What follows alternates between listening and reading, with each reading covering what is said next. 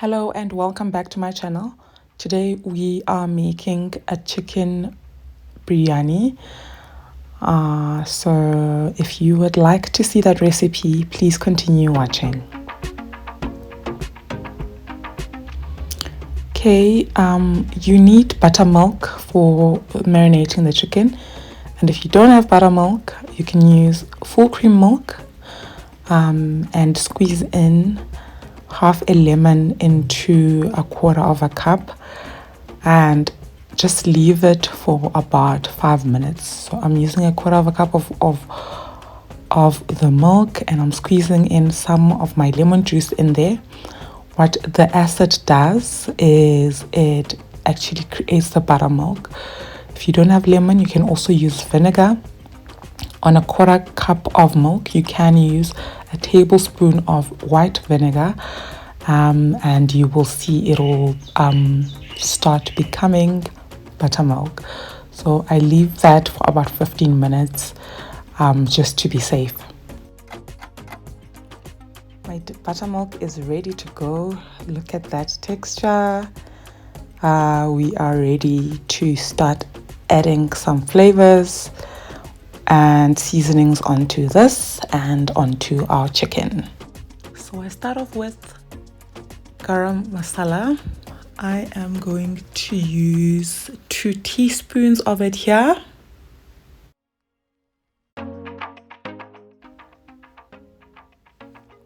Then I added some soy sauce. So this is relative because it depends on how much seasoning you need on your meat. So be generous. I started off with this 3 teaspoons, but after tasting I had to add just a little bit more. If you don't have soy sauce, you can use salt, absolutely fine. So season it quite well, because remember, this is the stuff that needs to get into the chicken and is going to ensure that your chicken is properly seasoned inside. So I follow that up with some ginger. I'm using a heaped teaspoon of crushed ginger. That's followed by garlic paste. You can use just fresh garlic that you've chopped as well, but I'm using this paste, so you can also use minced garlic. As long as it's fresh garlic, it goes. So you just mix that through and taste it as mentioned. It shouldn't taste like bearable. It should taste quite salty at this moment, but that's because you are intending the salt or the seasoning to be really imparted onto the chicken. Okay, once you stirred that, you can just pour it into your chicken. I have my chicken in like one of those oven bags, so you can use a freezer bag or whatever. It's just so much easier to marinate chicken when it's in like a plastic or a bag. Yes, I find it so much easier. So you marinate this for overnight would be preferable, but at least like 3 hours. That will give you the maximum benefit in terms of the flavor being in your chicken. So I'm just going to put this in the refrigerator for that time. It's time to cook. I'm going to prep my onions, tomatoes, and coriander. The onions I'm just going to slice thinly and set aside. So just slicing, not cubing them. Then I grate my tomato. The coriander just gets picked off of the stems. I don't chop it because those leaves are quite small and they will be fine for this recipe. Moving on to our chicken, on a hot pan with 2 tablespoons of oil. I'm using canola oil today. I am just going to sear this through. So they have been marinating overnight in my case, and I just sear them on each side for about 5 minutes and then turn it over to the other side. You see the great color that they've gotten on both sides. So I would say about 5 minutes on each side. and then I'm just going to remove them off of the heat. For now, they're not fully cooked, they've just seared through on the outside, but they will cook further in the at a later stage. My sliced onions go in. This is a whole onion. And I am also going to just deglaze the pot quickly. So to deglaze, I'm going to use a little bit of water that I'm just going to pour directly onto this. Don't worry too much about us adding water now. It's just so that the bits that are stuck to the bottom, are basically unstuck and they don't burn. So this water isn't too much, and so it will evaporate and our onions will start sauteing anyway. So now I'm adding additional oil. I'm going to add 2 more tablespoons because I am going to need this for the next couple of stages of this cook. So I'm just going to let this go for quite a few minutes, and just so that the water evaporates and the oil and the onions actually start sauteing. As you can see now, it is gotten to the stage where they're starting to saute. So we'll just stir it around and leave it once more.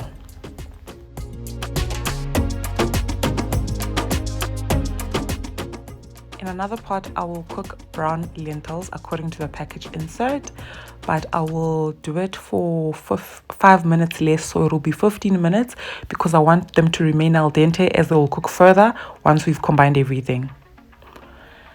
Okay, my onions have been sauteing for a while. Now I'm introducing my grated tomato. And then I will introduce my paste of garlic, just a teaspoon. Then stir that around so that we can cook down the tomatoes slightly. But I won't leave it. I will actually start adding some spices to this now.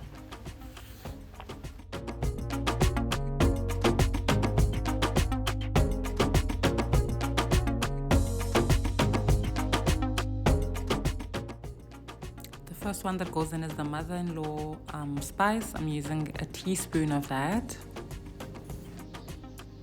Then a teaspoon of ground coriander goes in,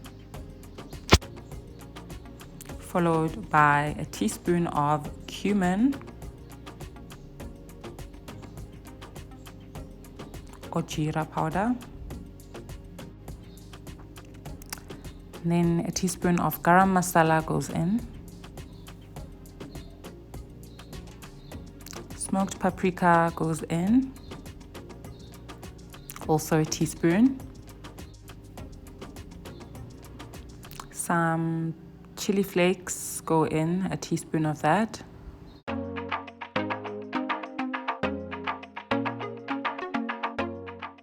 And then half a teaspoon of cayenne pepper is the last to go in. I'm just gonna combine everything and let the spices cook down a little so that they can become nice and fragrant before we move on to the next steps. I will add just a little bit more oil, 2 tablespoons as well. There we go.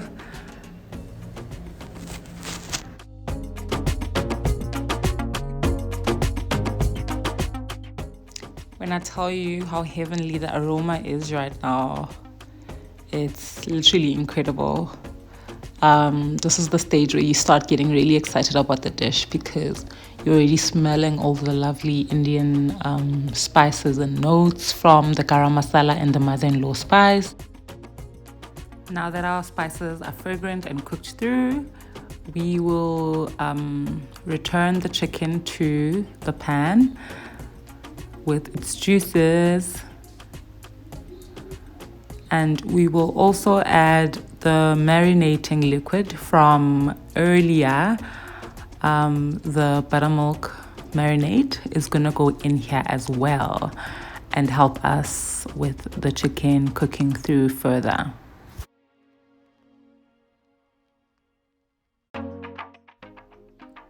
Always remember to scrape the bottom of the pan throughout the cooking process. That just means that the stuff that's stuck to the bottom doesn't get to the stage where they actually burn and start having the smell that goes across the whole dish.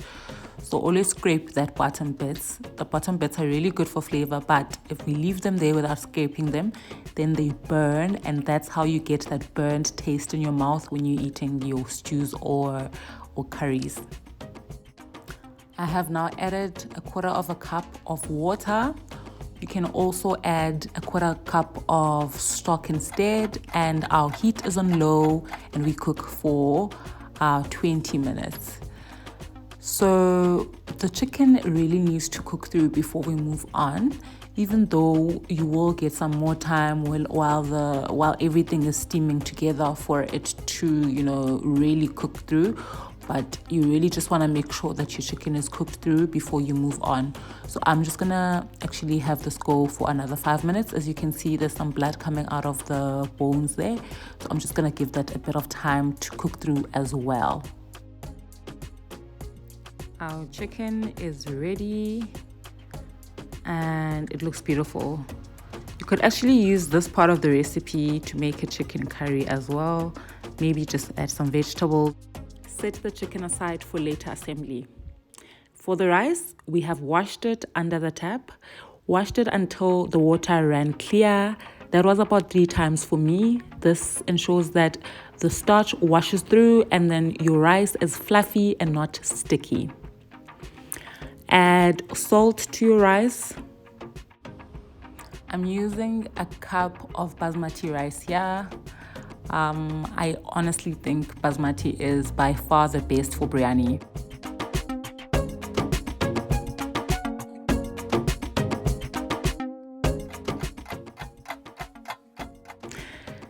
We want our rice to be al dente still. We don't want it to be completely cooked through, and I've realized Basmati actually cooks through very easily. So after a couple of minutes, I actually add a tablespoon of oil. This also helps with ensuring that your rice doesn't stick together and it becomes nice and fluffy and separate when you're making your biryani. I also like to flavor this rice for this recipe specifically with some cardamom. So I'm putting whole pods in there because while it's boiling, they're gonna open up and release a really nice fragrance. After a couple more minutes, I'm happy with where my rice is. As you can see, it's still al dente. You can actually see that it still has some opaqueness in there. It's not totally translucent, and that's a good thing because, like I said, later when we assemble everything, we are steaming everything together and the rice will become really overcooked if we cook it properly at this stage. For our brown lentils, this is what they look like after 15 minutes. They are soft, but they're still a bit al dente, and I like to have my lentils be the first layer on my biryani. So you see I've layered them nice and flat on the pot, and then I follow through with the curry, the little bit of sauce that we have. I'm just gonna make sure that it's across the board as well, with some pieces of meat as well. So overall, we're gonna have 2 layers of rice and curry, and I'm starting off with the curry because, as you know, we are gonna put this on low heat and have it steam for 25 minutes. So if I start with the rice, there's a high chance of that burning, but if we start with the curry like this, the sauce is literally protecting our rice. Please make sure that your sauce or curry is perfectly seasoned. Taste it. If it doesn't taste good now, it will result in biryani that doesn't taste good. So if you need to add more salt, add more salt. Okay, now we're adding the layer of the rice. It's amazing how this is just 1 cup of rice, but it's so much, literally. This is a lot of rice. So yeah, it goes a long way. So 1 layer of rice, and then we are back. Oh, I also love having boiled eggs in my biryani. So I boil these eggs to about medium because remember they're still gonna steam for 25 minutes. So they'll be perfectly well done by the end of this whole thing. In fact, they'll be overcooked, but I don't know a way of doing it in such a way that they don't end up being overcooked. So yeah, this is my last layer of the curry. I love having rice as the top layer always. So I'm just gonna make sure I decant the whole curry over here, trying to make sure that all the sides have it equally. Now we add some coriander. What's an Indian dish without coriander? I am quite generous with this. Because I didn't put in the bottom layer, so I'm putting most of it on here before adding the rice. Do you see how amazingly fluffy and separate my rice grains are? And that is certainly because of the fact that I washed it beforehand. This is such an important step because you don't want to have biryani that's all stuck together. You want it to be nice and fluffy and separate literally all the time. So this is a fail-proof method of ensuring that happens. Next, I love to add lime cordial. I know it's the weirdest thing, but it has a little bit of sweetness, a little bit of sourness, and literally you don't actually taste it in the final dish, but it contributes to this being like a whole rounded flavor in this whole dish. So I just do little drops all over so that it's not concentrated in one area. As you can see, the amount I use is actually just one shot of the lime cordial, but I spread it out so evenly that you will not literally say, oh my god, what's here. It just contributes to the flavor being whole and rounded and perfect at the end. And then I just top it off with my coriander leaves before closing the lid for this to steam for 25 minutes. Please make sure you are on your lowest heat at this stage, because this is where this can go really wrong if anything burns. So you want it to cook through for the 25 minutes without you really manipulating it, opening it. I don't stir my biryani at all. So on a traditional biryani recipe, this is when you would be adding some ghee, which is clarified butter, but obviously I don't have that because I don't cook with it a lot. So I do have butter though, so I will actually use normal butter. This will melt and just go through to the rest of the dish. Just an extra also layer of flavor onto the dish. It's really not necessary, but I just think it does take it a little step further. So yeah, I'm gonna close this up now. We literally have everything we need. So I close the lid and I use like a really wet dishcloth, and that's because my lid isn't as nice and snug. 25 minutes go by and our rice is perfectly steamed and I'm incredibly happy with everything. I always decant my biryani into something else. This time around, I just decanted to this pan, but you can decant it onto like a serving bowl if you want to, eat with everyone at the dinner table. I stay alone, so that's not happening. But yeah, I also at the stage don't manipulate it too much. Like I don't stir it around because I love seeing some bits of the rice having the curry and some white. For me, that's like always very like authentic looking. So I love seeing that. So yeah, this is at the end of it. Tasted incredible. You can season further if there's a need. But in my case, there wasn't any need. I always just garnish with some coriander. And yeah, this is perfect.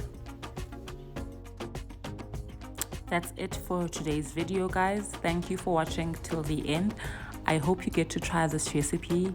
If you do try it, please tag me on Instagram so I can see your attempts and how it's gone for you. I really enjoyed this and would recommend it. When serving, I do cut the eggs into half so you can see the yolks. Please follow me on Instagram at Kholiwe_Cooks. I share a lot of food and wine content on there, basically an extension of this channel. However, there are other recipes that I do not share on my channel that I do share on Instagram. And so to stay up to date with what I do follow me on Instagram Subscribe to my channel, click here, and for more videos also click here. Until next time, goodbye.